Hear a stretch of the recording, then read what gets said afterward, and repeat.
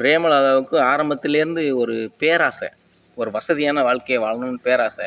அதில் பல சண்டைகள் பிரச்சனைகளை தாண்டி விஜயகாந்த் அடைஞ்சிங்க. அப்புறம் என்ன பண்ணீங்க, அவருக்கு இப்போ அதாவது மறைமுகமாக அந்த புரட்சி கலைஞர் பட்டம், அது கலைஞர்கிட்ட இருந்தும் எம்ஜிஆர்கிட்ட இருந்தும் அந்த புரட்சி கலைஞர் பட்டத்தை இதுலேருந்து புரட்சியை உருவி, இதுலேருந்து கலைஞரை உருவி புரட்சி கலைஞராக்கி விஜயகாந்தை வந்து புரட்சி கலைஞர்னீங்க. கேப்டன் பிரபாகரன் வந்து ஹிட்டு.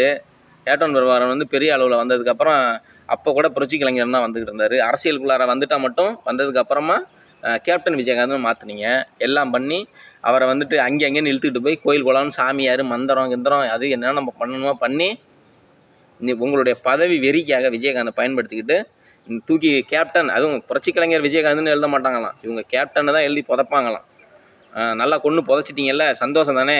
இனிமேல் பதவி உங்களுக்கு கிடச்சிரும்ல. இந்த அவசரமாக பதவியேற்பு விழா நடத்திக்கிறாங்க. தலைவியை காலில் உழுந்து கும்பிட்றதும் சேவை பண்ணுறாங்களாம் மக்களுக்கு. நாங்கள்லாம் முட்டா பயிர்